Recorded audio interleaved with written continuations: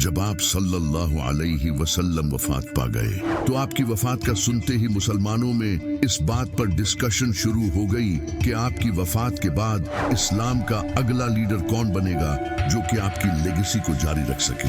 तो अंसार सकीफा बनी साइदा नामी जगह पर जमा हुए खलीफा चुनने के लिए। ये अंसार वही लोग थे जिन्होंने नबी सल्लल्लाहु अलैहि वसल्लम को आपके बुरे वक्त में सपोर्ट किया था। जब नबी सल्लल्लाहु अलैहि वसल्लम हिजरत करके मदीना आए थे तो अंसार ने आप पर अपना जान माल सब कुछ खर्च किया और इसी वजह से नबी सल्लल्लाहु अलैहि वसल्लम भी अंसार से बहुत मोहब्बत करते थे। नबी सल्लल्लाहु अलैहि वसल्लम ने फरमाया, अगर पूरी दुनिया एक तरफ चले और अंसार दूसरी तरफ तो मैं अंसार के साथ जाऊंगा। मेरा जीना मरना अंसार के लिए है। जब आप सल्लल्लाहु अलैहि वसल्लम की वफात पर सारे सहाबा बैठे रो रहे थे तभी किसी ने आकर इसहाब को खबर दी कि वहां अंसार अगला खलीफा चुन रहे हैं। तो हजरत अबू बकर और हजरत उमर उठकर उनके पास चले गए, लेकिन इमाम अली नबी सल्लल्लाहु अलैहि वसल्लम के पास ही रहे। हजरत अबू बकर ने अंसार को कहा कि नबी सल्लल्लाहु अलैहि वसल्लम कुरैश कबीले से थे तो अगला खलीफा भी कुरैश से ही होना चाहिए, क्योंकि कुरैश पूरे अरब में एक पावरफुल कबीला है। लेकिन अंसार साद बिन उबादा रजी अल्लाह तआला अन्हा को खलीफा बनाना चाहते थे, जिन्होंने नबी सल्लल्लाहु अलैहि वसल्लम के लिए बहुत कुर्बानियां दी थी। तो हजरत अबू बकर ने साद बिन उबादा और हजरत उमर रजी अल्लाह तआला अन्हा के हाथ खड़े किए और कहा कि इन दोनों में से किसी एक को खलीफा चुन लो। लेकिन हजरत उमर रजी अल्लाह तआला अन्हा ने कहा कि खलीफा तो आपको होना चाहिए, जिस पर सबने इत्तिफाक किया और सबने हजरत अबू बकर की बैत कर ली सिवाय हजरत साद बिन उबादा के। इमाम अली अलैहिस्सलाम को जब ये सब पता चला तो आपने भी 6 महीनों तक हजरत अबू बकर रजी अल्लाह तआला अन्हा की बैत नहीं की, क्योंकि आपको नबी सल्लल्लाहु अलैहि वसल्लम की वफात के वक्त कुछ लोगों के मशवरे से खलीफा चुनना ठीक नहीं लगा। तो नबी सल्लल्लाहु अलैहि वसल्लम की वफात से 6 महीने बाद इमाम अली अलैहिस्सलाम की अजीम बीवी और मेरी रूहानी माँ हजरत फातिमा अलैहिस्सलाम वफात पा गई। इनकी वफात के बाद इमाम अली अलैहिस्सलाम ने एक दिन हजरत अबू बकर को अपने घर बुलाया और इन्हें बैत न करने की वजह बताई, जिस पर हजरत अबू बकर रजी अल्लाह तआला अन्हा रो पड़े। तो फिर इमाम अली अलैहिस्सलाम ने सब लोगों के सामने हजरत अबू बकर की बैत की। हजरत अबू बकर रजी अल्लाह तआला अन्हा के खलीफा बनने के बाद फितने पैदा होने लगे और बगावत शुरू हो गई। जैसा कि कुछ मुसलमान कबीलों ने ज़कात देने से ही इनकार कर दिया। ये कबीले नबी सल्लल्लाहु अलैहि वसल्लम की जिंदगी में ज़कात दिया करते थे, लेकिन आप सल्लल्लाहु अलैहि वसल्लम की वफात के बाद उन्होंने ज़कात देने से मना कर दिया। और इसी तरह आप सल्लल्लाहु अलैहि वसल्लम की वफात के बाद कई मुनाफिकों ने झूठे नबी होने का दावा किया, जैसा कि मुसैलमा बिन कज़ाब और तुलैहा। इसके अलावा भी अरब के कई इलाकों में बगावत होने लगी। तो हजरत अबू बकर रजी अल्लाह तआला अन्हा के सामने ये सब चैलेंजेस थे जिनका आपको सामना करना था। हजरत अबू बकर रजी अल्लाह तआला अन्हा ने खालिद बिन वलीद की लीडरशिप में एक फौज भेजी तुलैहा के खिलाफ जंग करने के लिए। खालिद बिन वलीद रजी अल्लाह तआला अन्हा की फौज का सामना तुलैहा की फौज से हुआ और फिर दोनों फौजों के दरमियान जंग हुई और तुलैहा ये जंग हार गया, जिसके बाद वो फरार हो गया। लेकिन कुछ वक्त बाद इसने वापस आकर दोबारा इस्लाम कबूल कर लिया। लेकिन तुलैहा अकेला इंसान नहीं था जिसने नबूवत का दावा किया था। इसके अलावा एक और झूठा इंसान था जिसका नाम मुसैलमा बिन कज़ाब था, और इसके साथ एक औरत भी थी जो कि खुद भी नबी होने का झूठा दावा करती थी, जिसका नाम था सजाह। इन दोनों ने शादी कर ली थी। हजरत अबू बकर रजी अल्लाह तआला अन्हा ने इक्रमा और शुराबील बिन हसना रजी अल्लाह तआला अन्हा की लीडरशिप में इनके खिलाफ फौज रवाना की, लेकिन मुसैलमा और सजाह के पास भी काफी मिलिट्री पावर थी, जिससे मुसलमान इनको हरा नहीं पा रहे थे। तो हजरत अबू बकर रजी अल्लाह तआला अन्हा ने खालिद बिन वलीद रजी अल्लाह तआला अन्हा को एक बड़ी फौज के साथ भेजा। खालिद बिन वलीद रज़ी अल्लाह तआला अन्हा ने अपनी प्लानिंग से मुसलमा को हरा दिया और इसे कत्ल कर दिया। मुसलमा की मौत को देखकर सजाह ने डर के मारे इस्लाम कबूल कर लिया और इनके फॉलोअर्स भी दोबारा से मुसलमान हो गए। इसके बाद एक और झूठा नबी अल असवद खड़ा हुआ और उसने यमन के कई हिस्सों पर कब्जा कर लिया, लेकिन कुछ लोकल मुस्लिम लीडर्स ने इसे कत्ल कर दिया। तो हजरत अबू बकर रज़ी अल्लाह तआला अन्हा ने इन इलाकों में फौज भेजी ये देखने के लिए कि क्या वहाँ की सिचुएशन अब काबू में है। इसके बाद हजरत अबू बकर रज़ी अल्लाह तआला अन्हा ने मुनकरीने ज़कात के खिलाफ फौज तैयार की, जिनके कमांडर खालिद बिन वलीद थे। खालिद बिन वलीद रज़ी अल्लाह तआला अन्हा ने डिफरेंट इलाकों में रहने वाले मुनकरीने ज़कात से जंग की और इसके बाद कबीला बनु तमीम के लीडर मालिक इब्ने नवीरा के साथ जंग की और इसे कत्ल कर दिया। इसके बाद इन कबीलों के लोगों ने वापस से ज़कात देना शुरू कर दी। इसके अलावा हजरत अबू बकर रज़ी अल्लाह तआला अन्हा ने लोगों को इस्लामी उसूल सिखाने के लिए रिलीजियस नॉलेज फैलाना शुरू किया ताकि लोग इल्म हासिल कर सकें और ज़कात जैसी चीजों की इम्पोर्टेंस को समझें। आपने ऐसे गवर्नर अपॉइंट किए जो कि ज़कात को ईमानदारी के साथ जमा करें और इस तरह ज़कात जमा करने का एक सिस्टम बनाया गया, जिस तरह आज पूरी दुनिया में टैक्स कलेक्शन का सिस्टम है, क्योंकि उस वक्त ज़कात मुसलमानों का टैक्स था। मुनकरीन ज़कात का मसला हल होने के बाद हजरत अबू बकर रज़ी अल्लाह तआला अन्हा ने पर्शियन एम्पायर से लड़ने का फैसला किया। पर्शियन एम्पायर एक काफी पावरफुल एम्पायर थी जो कि इस्लाम के लिए खतरा थी। हजरत अबू बकर रज़ी अल्लाह तआला अन्हा ने खालिद बिन वलीद की लीडरशिप में एक फौज भेजी ताकि पर्शियन एम्पायर से जंग करे। ये जंग दरियाए फुरात के करीब लड़ी गई। खालिद बिन वलीद रज़ी अल्लाह तआला अन्हा ने मिलिट्री टैक्टिक्स का यूज करते हुए पर्शियन एम्पायर को हरा दिया और इस तरह मुसलमान ये जंग जीत गए और इराक के कुछ हिस्सों पर कब्जा कर लिया। लेकिन खालिद बिन वलीद यहाँ भी नहीं रुके। आपने पर्शियन एम्पायर के खिलाफ फिर से जंग की ताकि बाकी हिस्सों पर भी पर्शियन एम्पायर का कंट्रोल खत्म कर सके। इसी वजह से एक और जंग हुई जिसमें भी मुसलमानों को फतह हासिल हुई। इस जंग को जंग उलैस यानी बैटल ऑफ ब्लड रिवर कहा जाता है। इसके बाद अब मुसलमानों का अगला टारगेट एक और पावरफुल एम्पायर बाइजेंटाइन एम्पायर से था। Byzantine empire eastern Roman empire थी जो कि काफी पावरफुल थी। ये रोमन एम्पायर इस्लाम के लिए खतरा बन चुकी थी। इस रोमन एम्पायर के रूलर का नाम हेराक्लियस था। हजरत अबू बकर ने खालिद बिन वलीद रज़ी अल्लाह तआला अन्हा को एक फौज के साथ रोमन एम्पायर से जंग लड़ने के लिए भेजा। ये जंग अजनादेन में लड़ी गई, जिसे आज हम फिलिस्तीन के नाम से जानते हैं। खालिद बिन वलीद रज़ी अल्लाह तआला अन्हा की ग्रेट लीडरशिप की वजह से मुसलमान ये जंग जीत गए। इसके एक साल बाद 635 ईस्वी में खालिद बिन वलीद रज़ी अल्लाह तआला अन्हा ने दमास्कस को भी अपने कंट्रोल में कर लिया। ये रोमन एम्पायर का एक बहुत इंपॉर्टेंट सिटी था। खालिद बिन वलीद रज़ी अल्लाह तआला अन्हा ने नेगोशिएशंस और मिलिट्री टैक्टिक्स का यूज करके इसे अपने कब्जे में कर लिया। इसके बाद हजरत अबू बकर रज़ी अल्लाह तआला अन्हा बीमार हो गए। हजरत अबू बकर ने अपनी मौत से पहले मुसलमानों से मशवरा करके हजरत उमर रज़ी अल्लाह तआला अन्हा को खलीफा बना दिया।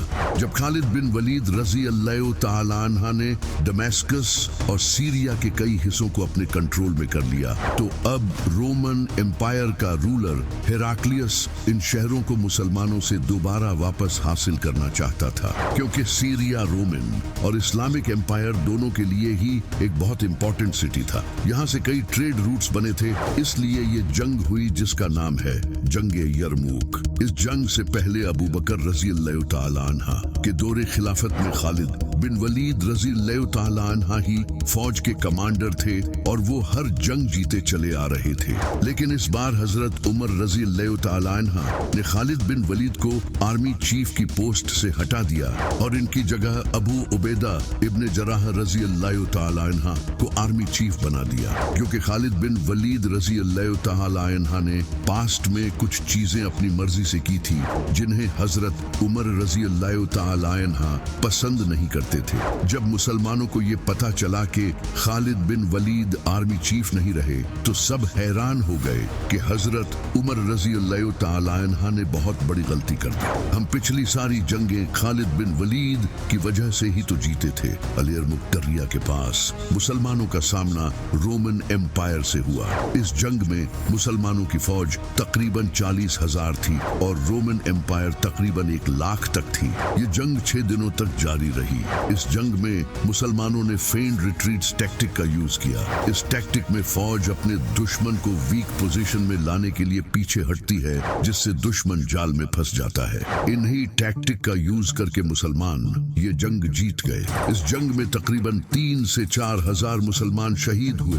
हजरत उमर रजी अल्लाह तआला अन्हा ने इस जंग के बाद मुसलमानों को खुतबा दिया कि मैं तुम्हें यही बताना चाहता था कि हम ये जंगें खालिद बिन वलीद की वजह से नहीं बल्कि खालिद के रब की वजह से जीते थे।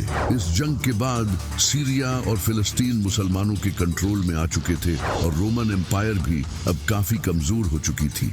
इस जंग के बाद अब हजरत उमर रजी अल्लाह तआला अन्हा का अगला टारगेट पर्शियन एम्पायर थी, क्योंकि पर्शियन एम्पायर उस वक्त कुछ इंटरनल मैटर्स की वजह से कमजोर होती जा रही थी, जो कि मुसलमानों के लिए हमला करने का सही मौका था। ये जंग मुसलमानों के लिए बहुत मुश्किल होने वाली थी, क्योंकि ये उस वक्त की सुपर पावर पर्शियन एम्पायर के साथ जंग थी। हजरत उमर रजी अल्लाह तआला अन्हा इस जंग में खुद जाना चाहते थे, लेकिन इमाम अली अलैहिस्सलाम ने आपको जाने से रोक दिया। इमाम अली अलैहिस्सलाम ने कहा कि अगर आप इस जंग में शहीद हो गए तो ये मुसलमानों के लिए अच्छा नहीं होगा, लेकिन अल्लाह न करे अगर मुसलमान ये जंग हार भी गए तो दोबारा फिर से हम फौज लेकर पर्शियन एम्पायर के खिलाफ जंग कर लेंगे। इसलिए हजरत उमर रजी अल्लाह तआला अन्हा ये जंग लड़ने नहीं गए। कुछ टाइम डिस्कशन करने के बाद ये फैसला किया गया कि इस जंग का कमांडर साद बिन अबी वकास को बनाकर भेजा जाए। साद बिन अबी वकास रजी अल्लाह तआला अन्हा ने तकरीबन 30,000 के लश्कर के साथ इराक के इन हिस्सों पर कंट्रोल पाने की कोशिश की जिन हिस्सों पर पर्शियन एम्पायर का कंट्रोल था। इराक का ये हिस्सा काफी अमीर और स्ट्रेटेजिकली इंपॉर्टेंट था।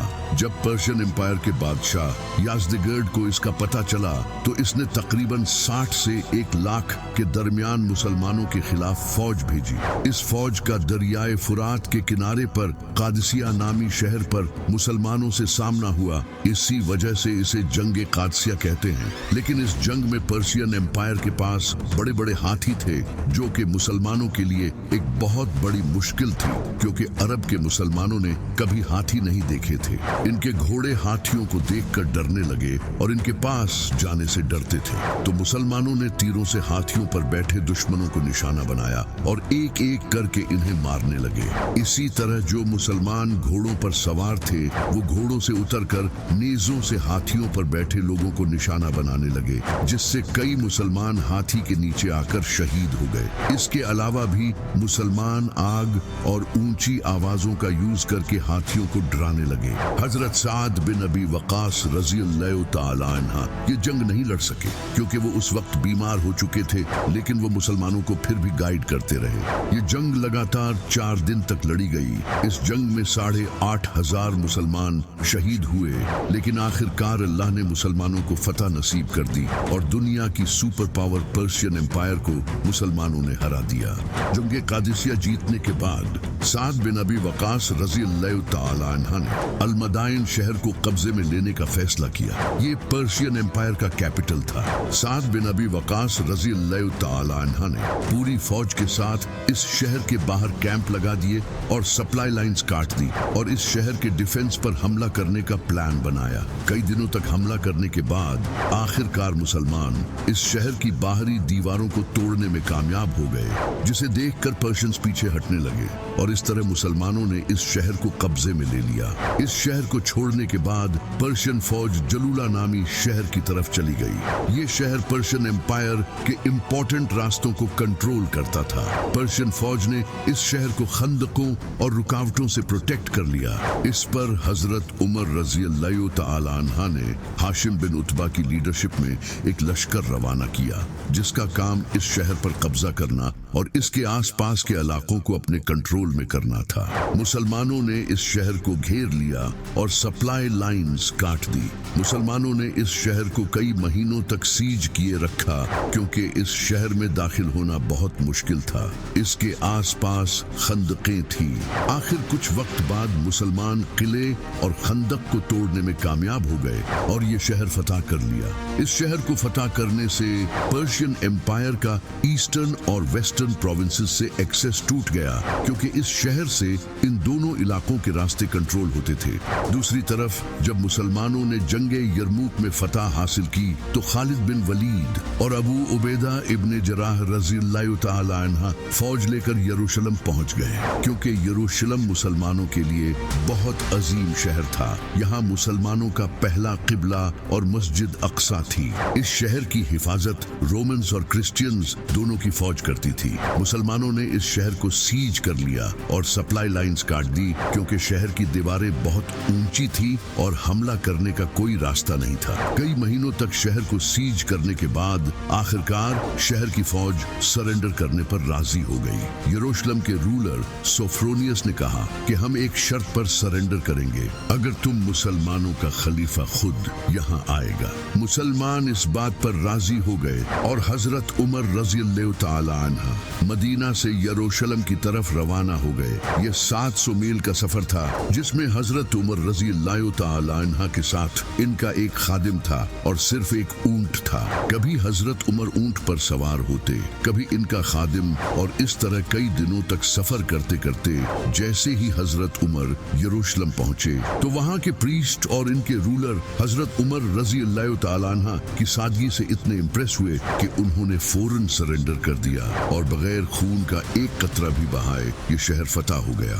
यरूशलेम फतह होने के बाद अब अगली बारी इजिप्ट की थी। इजिप्ट रोमन एम्पायर का बहुत ही अमीर प्रोविंस था और इसकी लोकेशन भी बहुत अच्छी थी। मुसलमान इस हिस्से पर रोमन एम्पायर का कंट्रोल खत्म करना चाहते थे। अमर बिन आस ने हजरत उमर रज़ी अल्लाह तआला अन्हा को इजिप्ट पर हमला करने का मशवरा दिया। हजरत उमर को इनका मशवरा सही लगा और आपने 4000 की फौज जमा की और अमर बिन आस 4000 के लश्कर के साथ इजिप्ट में एंटर हुए और हिलियोपोलिस सिटी की तरफ बढ़ने लगे। इजिप्ट में मौजूद रोमन फोर्सेस के लीडर थियोडोर एक बड़ी फौज के साथ मुसलमानों के खिलाफ आया और पूरी फौज इस शहर के अराउंड खड़ी हो गई। मुसलमानों ने इन पर पूरी ताकत से हमला किया और बड़ी बहादुरी से लड़े, जिसके बाद ये शहर भी फतह कर लिया।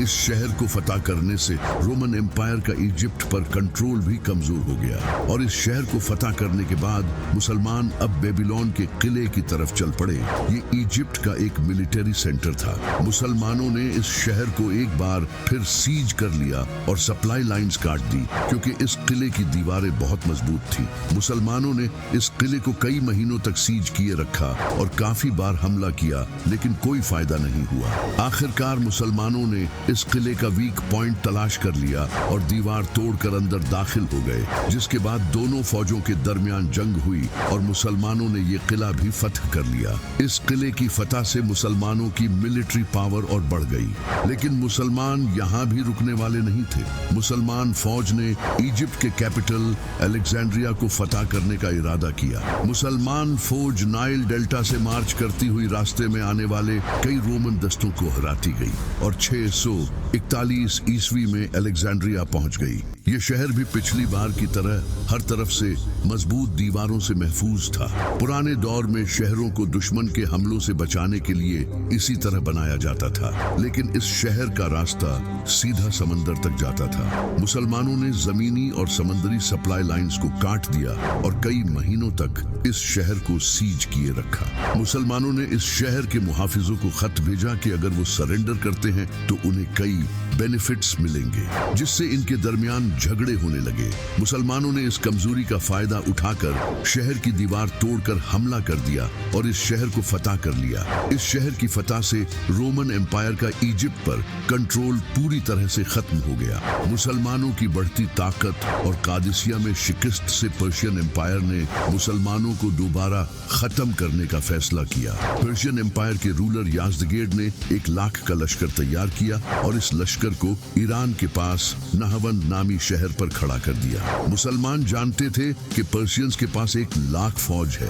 फिर भी हजरत उमर रजी अल्लाह तआला अन्हा ने 30,000 का लश्कर पर्शियन एम्पायर के खिलाफ भेजा और इस लश्कर के लीडर नोमान बिन मुकरीन थे। हजरत नोमान बिन मुकरीन रजी अल्लाह तआला अन्हा ने एक प्लान बनाया। उन्होंने मुसलमान फौज को पीछे हटने का कहा।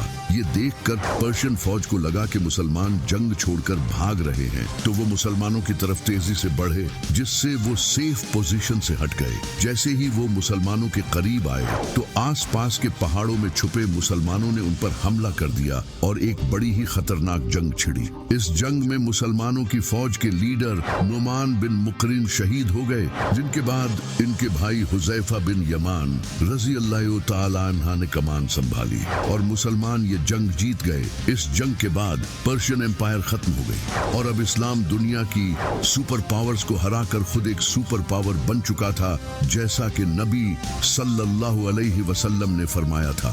हजरत उमर रज़ी अल्लाह तआला अन्हा ने ऐसे गवर्नर अपॉइंट किए जो नेक और ईमानदार थे और इंसाफ कायम करने के लिए जस्टिस सिस्टम बनाया, जहां जजेस को अपॉइंट किया जो कि इंसाफ के साथ फैसले करें और बैतुल माल को ऑर्गेनाइज किया ताकि माल ईमानदारी के साथ खर्च किया जाए। इसके अलावा हजरत उमर ने मिलिट्री तैयार की ताकि इस्लाम की इस बड़ी एम्पायर को प्रोटेक्ट किया जा सके। लेकिन एक दिन नमाज के दौरान अबू लुलू ने हजरत उमर को खंजर मारकर शहीद कर दिया और बाद में खुद को भी खंजर मारकर खुदकुशी कर ली। हजरत उमर इस जख्म की तकलीफ में कई दिनों तक जिंदा रहे और अपनी मौत से पहले 6 लोगों की काउंसिल बनाई और कहा कि मेरे बाद इन 6 लोगों को खलीफा चुना जाए, जो कि इमाम अली, उस्मान, तलहा, जुबैर, अब्दुल रहमान बिन औफ और साद बिन अबी वकास थे। और इसके बाद हजरत उमर रजी अल्लाह तआला अन्हा वफात पा गए। नबी सल्लल्लाहु अलैहि वसल्लम ने फरमाया था कि मेरी उम्मत और फितनों के दरमियान दरवाजा उमर है। जैसे ही ये दरवाजा टूटा, फितने पैदा होने लगे, जिसे मुस्लिम सिविल वॉर कहा जाता है।